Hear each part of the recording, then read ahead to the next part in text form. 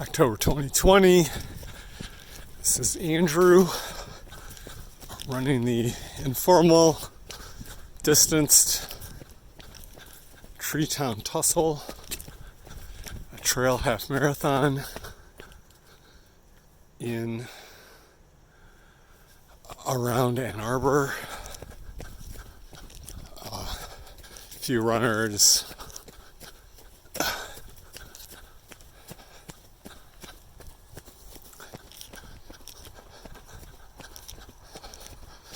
Starting spread apart.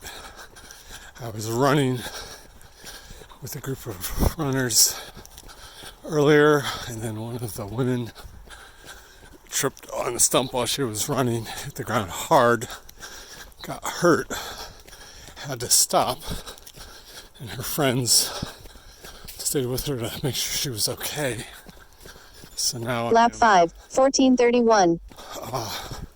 On my own here for a spell. I have never done this before. It's not the greatest run in a way because the directions are hard to follow. There's just splits in the trails. We're in Burton Nature Preserve right now, and they've tied little ribbons to the trees to mark the course, but sometimes they're hard to see, sometimes they're missing, sometimes they don't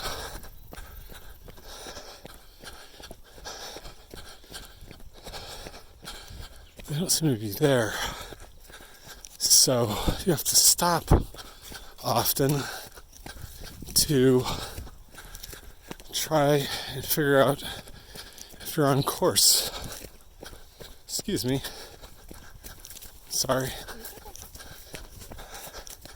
So you obviously the more basic immediate threat is ruts on the ground, roots, stones, things that will trip you while you're running. But having never done this before, I don't love that you have to stop every half mile or 2/3 of a mile because there's an intersection and you're not sure which way you're supposed to go. Hey, how's it going? Excuse me. And I guess occasional threat of getting clobbered by a mountain biker. So trail running's a thing. It's cool to be in nature. It's a really nice fall day for running.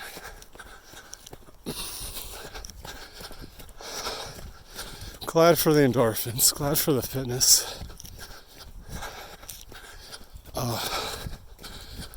The canopy of trees and the shade they provide.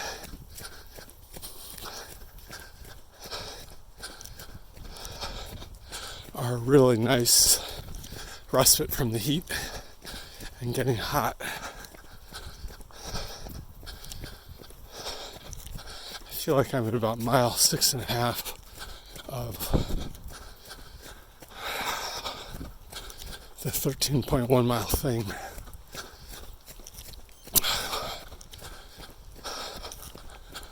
But slightly frustrated by the signage, and again how you have to stop your run.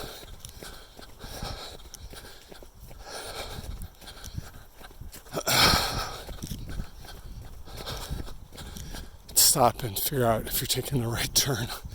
I started out with a guy who was faster than me. There are hills around Ann Arbor, which I'm not used to, which I don't normally run on at all. And so Total distance 5 miles. Split pace 12 minutes 32 seconds per mile. But boys, yeah, it's running up hills, just tires you out. So at some point, probably mile 2.5 really early on, I'm like, you go ahead. I can't keep this pace up. And so he runs ahead of me. He's faster than me. He's more fit. And I come to a confusing intersection, and this other runner who was behind me runs by me, and I'm not sure if to go straight or to go right. And I talk with her. She's running. She's like, I've got the course like on my phone, on a Strava app on my phone. I'm using the course loaded onto my Garmin GPS watch, which has a little arrow on the dial generally pointing you the direction you're supposed to go in. That's something to go straight like this other guy did. But she's running to the right. And I'm not sure. So I follow her and I see another little ribbon tied on the course like this. And so we're going the right way. So I call out Eric's name. This guy's faster than me, but he's so far ahead of me. He's running quickly way off course. Good evening. I'm running a trail half marathon.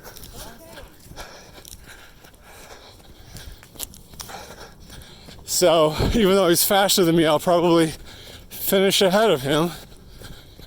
Because again, the poor course marking had him run God knows how far off course before he figured out something was wrong. So I could definitely do more of this. I want to do more of this. But boy, good trail markings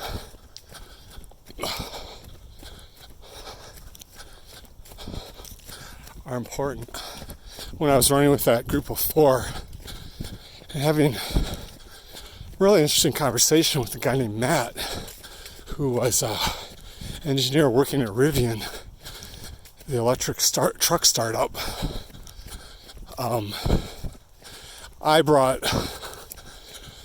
the course up on my Strava app because it kind of provided a map. So between the arrow on the dial of the digital frame of my Garmin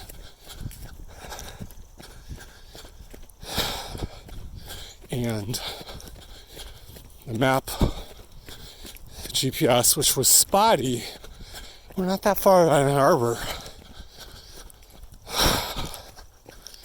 but the GPS was laggy. You get behind, you couldn't tell exactly where you were. And then the 4 of them, they were kind of like the analog brain. This is a sign for this course. These are one of the few signs.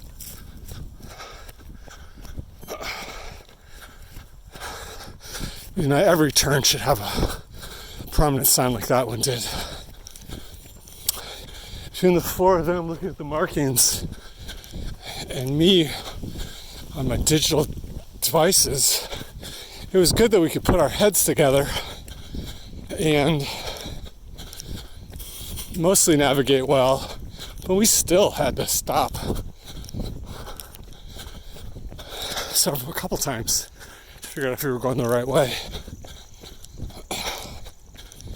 So I'm gonna drop that. This is flat and smooth. Like another woman has caught up with me.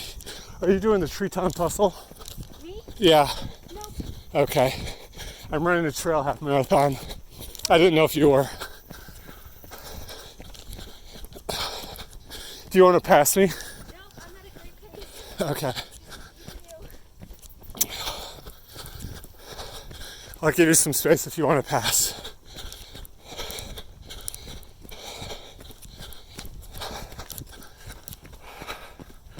Okay, I'll probably stop this video at like the 9-minute mark. This is trail running. Lots of on your left, excuse me. Sorry, thank you. You do have walkers, runners, and mountain bikers sharing the same trail. And people are pretty good about giving each other a little bit of distance. Sometimes it's hard. Sometimes runners can be bad because they're going fast.